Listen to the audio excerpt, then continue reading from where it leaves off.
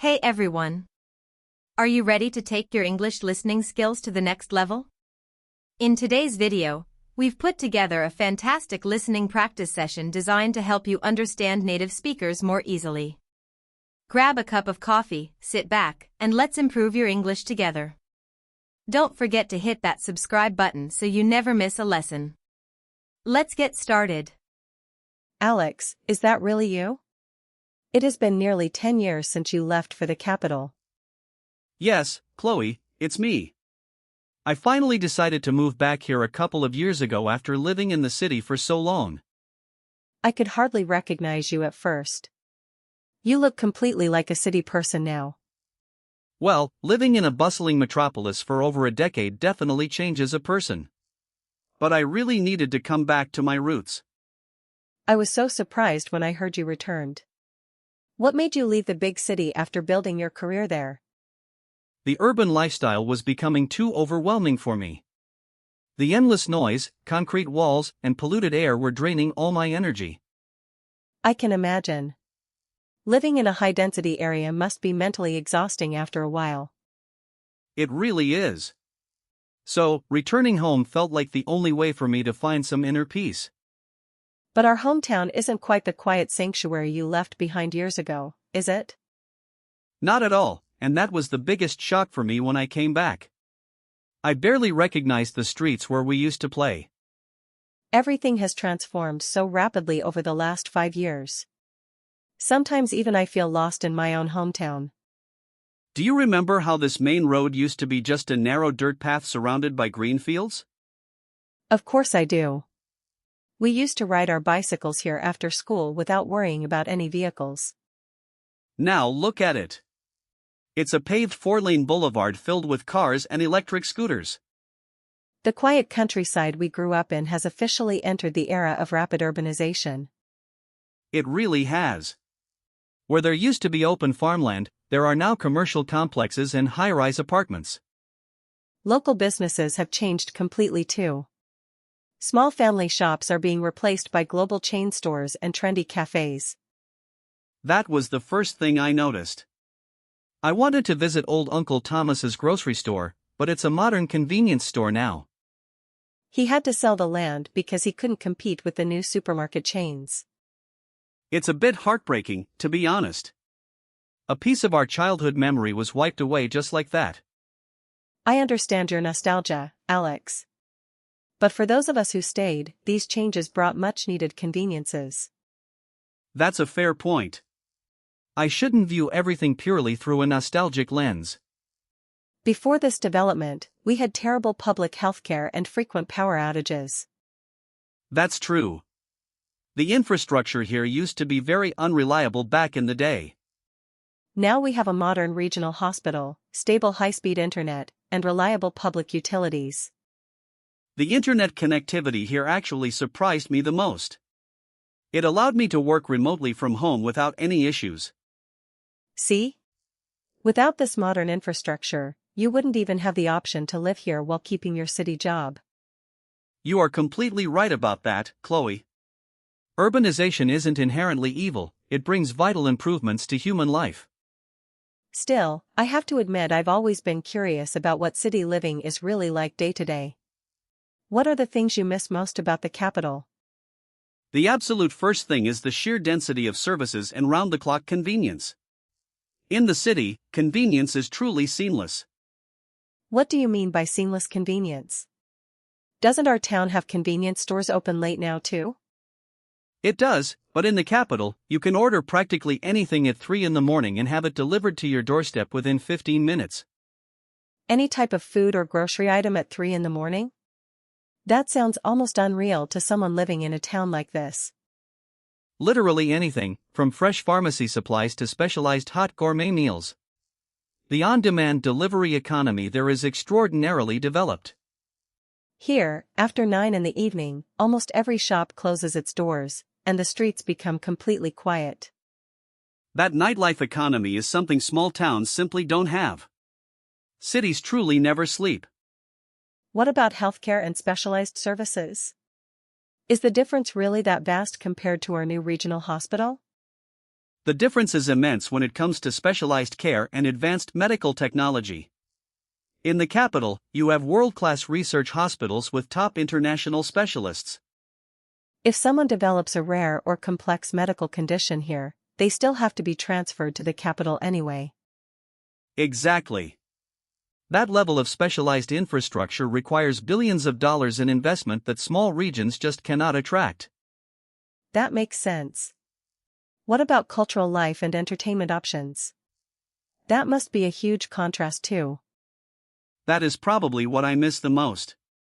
The cultural diversity in a metropolis is unmatched anywhere else. Like having access to big concerts and international art exhibitions? Not just massive concerts, but niche cultural hubs. On any given weekend, you could choose between an underground jazz club, an indie film festival, or a world-class theater performance. In our town, the only entertainment options we have are the local cinema, a couple of parks, and karaoke bars. Exactly. In the city, whatever obscure interest or hobby you have, there is a dedicated community and physical venue for it. That must make it so much easier to find like-minded people who share your specific passions. It really does. The diversity of human capital there expands your horizons every single day. What about educational opportunities and professional networking? Is that where the city holds the biggest advantage? Undoubtedly. The concentration of top universities, international corporations, and industry conferences creates an environment of constant growth. You get to attend workshops and meet industry leaders face-to-face on a regular basis. Precisely. In-person networking in a major economic hub opens doors that simply don't exist in smaller towns. Here, young people often feel a glass ceiling in their careers because local companies are mostly small-scale enterprises. That's why so many ambitious young graduates leave for the capital. The ecosystem there rewards ambition with endless opportunities. What about fitness and lifestyle amenities? Are gym facilities and recreational centers vastly different too? Oh, massively. In the city, you have specialized boutique fitness studios for every discipline: Pilates, rock climbing, Olympic lifting, and heated yoga. Here we just have two basic commercial gyms with standard weight machines and a few treadmills. And those city centers often operate 24 hours a day, fitted with luxury spas, saunas, and wellness cafes. It sounds like city life is designed to cater to every single personal preference and schedule imaginable. It really is. The city offers an unprecedented level of individual freedom and lifestyle customization. But with all those amazing amenities and services, why did you feel the need to leave it all behind? Because every single one of those conveniences comes with a hidden psychological and financial cost, Chloe. You mean the astronomical cost of living you mentioned earlier? That's a major part of it. To afford those luxury amenities and high rent, you have to work relentlessly under extreme pressure. So you end up spending all your time working to pay for conveniences you barely have time to enjoy. You hit the nail right on the head. It becomes a hyper-consumerist hamster wheel. You earn more, but you spend twice as much just to maintain a certain lifestyle and cope with work stress. Exactly.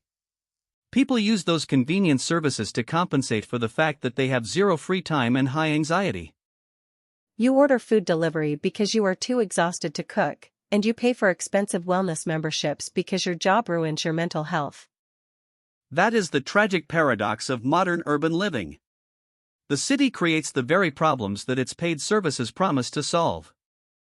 That is such a profound way to look at it. It's like a trap disguised as luxury. It really is. And beyond the financial cost, there is the overwhelming sensory overload. Constant traffic noise, bright digital billboards, and massive crowds everywhere you turn. Your nervous system is constantly on high alert. You never get to experience true silence or total darkness at night. I never thought about how noise and light pollution affect human well-being on a daily basis. It degrades your sleep quality and raises your cortisol levels over time without you even realizing it. Here at night, you can still step outside, look up at the stars, and hear nothing but the wind and crickets. That natural tranquility is a luxury that money simply cannot buy in a megacity. What about the social dynamic? Is the convenience of meeting people offset by superficial relationships? Unfortunately, yes. Because everyone is so busy and overwhelmed, social interactions often feel transactional. People schedule catch-ups weeks in advance as if they were business meetings. Exactly. Spontaneity dies in the big city. You rarely just drop by a friend's house unannounced to chat over coffee. Here, I can still walk down the street and spend an hour talking with neighbors without planning it beforehand. That warmth and sense of belonging are completely missing in high-density urban environments. So, comparing the two lifestyles, it seems the city offers endless convenience, while the countryside offers genuine peace. That is the fundamental trade-off every modern person has to evaluate for themselves. Do you think our town can adopt the good aspects of city convenience without inheriting its toxic drawbacks? That is the golden challenge of modern town planning and community development. How can an expanding town like ours strike that delicate balance? By being extremely selective about what kind of infrastructure and businesses we encourage here.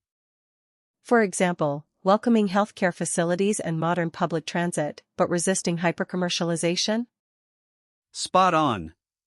We need essential modern services, but we must protect our public parks, pedestrian areas, and green spaces. We also need to support local small businesses so our town retains its unique character and charm. Yes. If every local market is replaced by a massive corporate chain, we lose our cultural identity. What about digital technology? Can remote work bridge the gap between city opportunities and town living?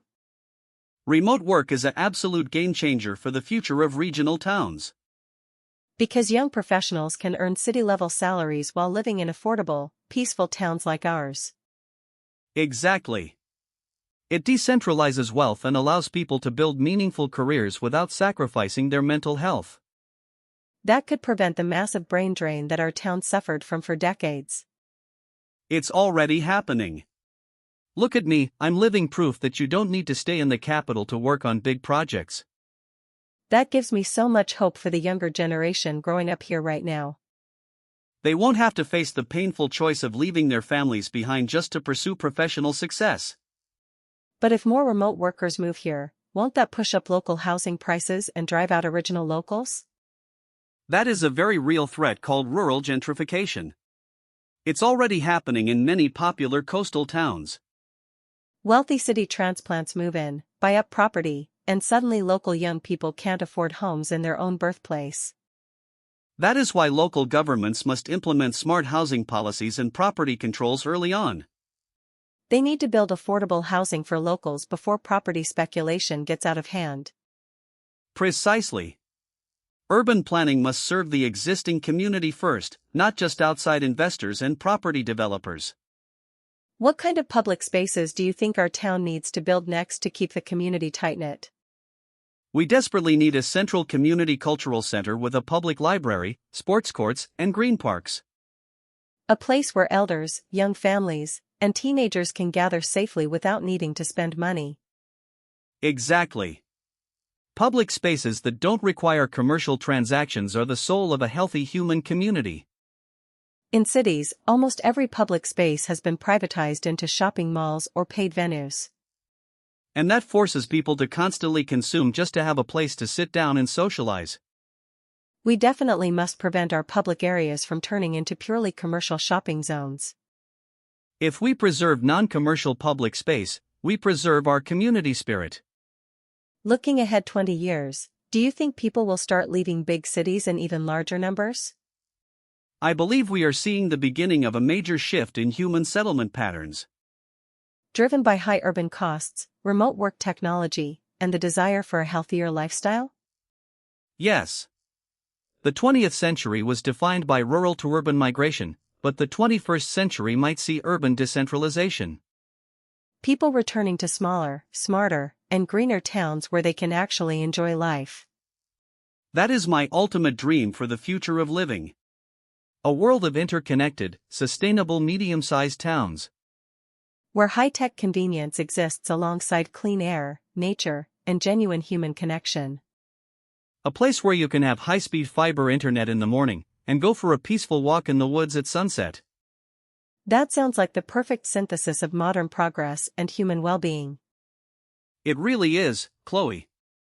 And our town has a real opportunity to become a pioneer model for that lifestyle. Provided we speak up and actively advocate for smart, sustainable development policies now. Absolutely. Citizens cannot remain passive spectators while property developers decide the fate of their town. We need to attend municipal town hall meetings and demand green initiatives from our local representatives. Count me in for that. I'm ready to contribute my experience from the city to help protect our hometown. I'm so glad you brought your broader perspective back home, Alex. It's exactly what our town needs right now. And I'm deeply grateful to friends like you, Chloe, who remind me of the timeless values that really matter in life. Let's make sure we meet regularly to work on concrete proposals for our local community center project. That sounds like a wonderful initiative. Let's do it. How about we grab dinner next Friday at the old Riverside Diner and start drafting some ideas? The old Riverside Diner? Is that place still open despite all the recent construction? It sure is. The owner refused every single buyout offer from resort developers to keep it open for locals. That is incredible news. I'm relieved to hear that some legendary spots are still standing strong. It's a symbol of resilience in our changing town. I'll see you there next Friday evening at 6. I wouldn't miss it for the world, Chloe. See you Friday. See you then, Alex. Have a peaceful rest of your day.